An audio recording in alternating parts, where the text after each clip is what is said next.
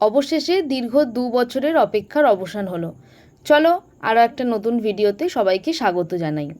আমার বাড়ির সামনে যে বড় ঠাকুর আর কালী ঠাকুরের মন্দিরটি আছে, সেটির প্রত্যেক বছর যে বাৎসরিক পুজো হয় সেইটারই কথা বলছি।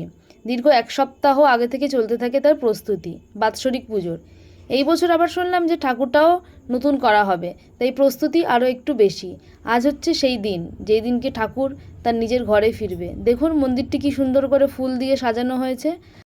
শুধু আমরা না, সমস্ত গ্রামবাসীরাই অপেক্ষা করতে থাকে এই দিনটির জন্য, এবং সমস্ত গ্রামবাসীরা দীর্ঘদিন ধরে চাঁদা তুলে সকলের ঐকান্তিক সহযোগিতায় পুজোটি হয়।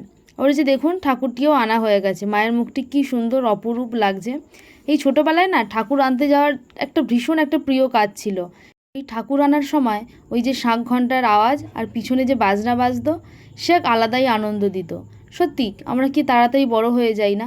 এই তো সেদিন করেই কত ছোট ছোট আমরা যখন ছিলাম ঠাকুর আনতে যেতাম, কি মজাটাই না করতাম। আর এই যে মা এইবারে তার ঘরে ফিরছে, মায়ের নিজের ঘরে। গত 2 দিন ধরে মন্দিরটি ফাঁকাই ছিল, তাই যতবারই ওই ফাঁকা মন্দিরের দিকে তাকাতাম না, কিরকম একটা খাঁ খাঁ করতো। কিন্তু আজ তা একদম মা এবং বড় ঠাকুর দুজনেই পুরো পরিপূর্ণ হয়ে যাবে ঠাকুরে।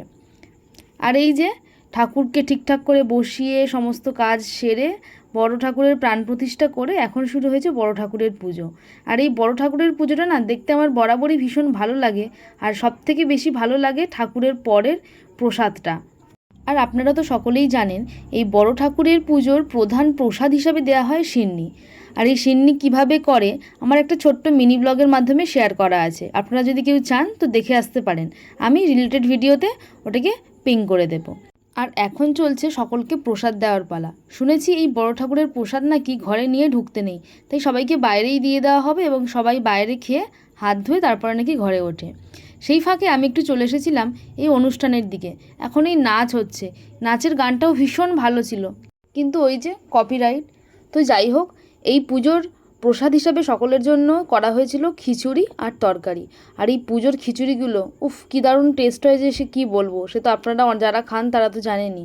আর যেহেতু অনেক রাতও হয়ে গেছিলো আর অনেক ছোটোখাটো বাচ্চারাও ছিল আর লোকের পরিমাণটাও অনেক ছিল, তাই যেখানে খিচুড়ি খাওয়ানো হচ্ছিল সেখানে ছাড়াও ওই রাস্তার দিকেও না কিছু টেবিল পেতে দেওয়া হয়েছিল, যাতে ছোটো ছোটো বাচ্চাগুলো তাড়াতাড়ি খেয়ে চলে যেতে পারে। আর আমাদের কিছু গ্রামবাসীরা যারা আছে, যারা একটু সারা রাত জাগবে, তারা ওই একটু শেষের দিকেই খেয়েছিল। এই ফাঁকে আমি আবার চলে এসেছিলাম মন্দিরে। এসে দেখলাম মন্দির পরিষ্কার করে আবার মা কালীর পুজোও শুরু হয়ে গেছে। আর এই যে এই টিমটাকে দেখছেন, এরা কিন্তু সারা রাত জেগেছে এবং নিয়মিত মজা করে গেছে।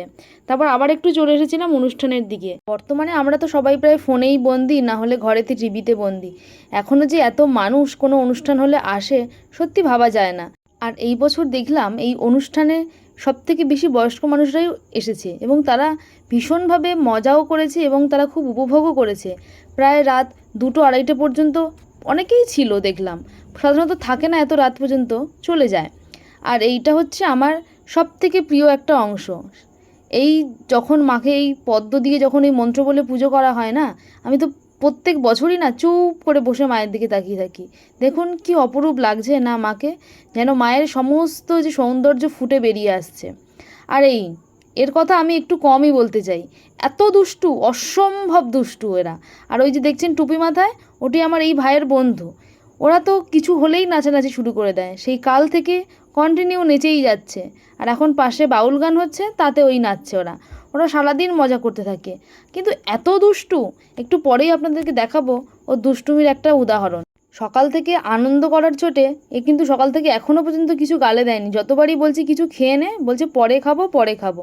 দেখি পরে কখন আসে। আর এই যে এই 3 জনের টিমটা অসম্ভব ভালো গান করেছে, মানে সারা রাত যে লোক বসিয়ে রাখার মতন গান করেছিল এরা। একবার মন্দিরে আসছি আর একবারই অনুষ্ঠানের দিকে যাচ্ছি, তারপরে দেখি না আমাকে ভাই ডাকছে, দিদি ছুটে আয়, তুই এটাতে ওঠ, তোকে নিয়ে চালাবো। আর ছোটোবেলায় আমরা করতাম, দুজনে দুই দিকে দাঁড়িয়ে থাকতো, মাঝখানে 2-3 জন দাঁড়িয়ে থাকতো, এরকম করে অল্টারনেট করে সবাই চড়তো।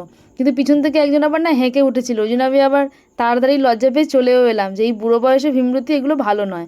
আর এইবারে দেখুন আমার ভাইয়ের কাণ্ডকলাপটা, ওই যে বলছিলাম না এত দুষ্টু, ও সবার সঙ্গে দুষ্টুমি করতে থাকে, ছোট বড় ও কোনো বাদ বিচার নেই। আসলে ওরা ছোট তো, এখন তো একটু হবেই, যত বড় হবে তত বুঝতে শিখবে, তত এগুলো সব আস্তে আস্তে কমে যাবে।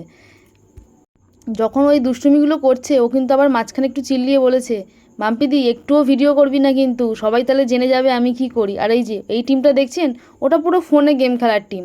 ওরা সামনে পুজো হচ্ছে সেদিকে একটু করে তাকায়, একটু করে গেম খেলে। আর এই যে আমার সব ভাইয়ের বন্ধু বান্ধবীরা, তারা তো কন্টিনিউ মজা করছে, আনন্দ করছে, এদের সঙ্গে আমিও একটু দেখছিলাম। যদি কথাগুলো দিতে পারতাম খুব খুব ভালো লাগতো। দেখুন এক ঘা দিয়ে দিয়েছে পিছনে বসিয়ে। আর এই এখন যে অংশটা দেখছেন এটা প্রায় রাত 2:30-র সময়, বাউল গানের লাস্ট অংশ। সবাই অনেকে চলে গেছে, অনেকের বয়স হয়ে গেছে, অনেক রাতও হয়ে গেছে, কিন্তু না, আনন্দের কোনো খামতি নেই। দেখুন এদিকে সমস্ত ছেলেরা যারা ভীষণ মজা পেয়েছে তারাও নাচতে শুরু করে দিয়েছে। অবশেষে এসে মায়ের কাছে আবারও বসলাম। মাকে শুধু একটাই মনের ইচ্ছে জানালাম, তুমি সকলকে ভালো রেখো মা, সকলকে সুস্থ রেখো। চলো আজ তবে এই পর্যন্তই। সবাই ভালো থেকো, সুস্থ থেকো। আর আমার এই ব্লগটা যদি পছন্দ হয় একটু পাশে থেকো। সকলকে অসংখ্য ধন্যবাদ।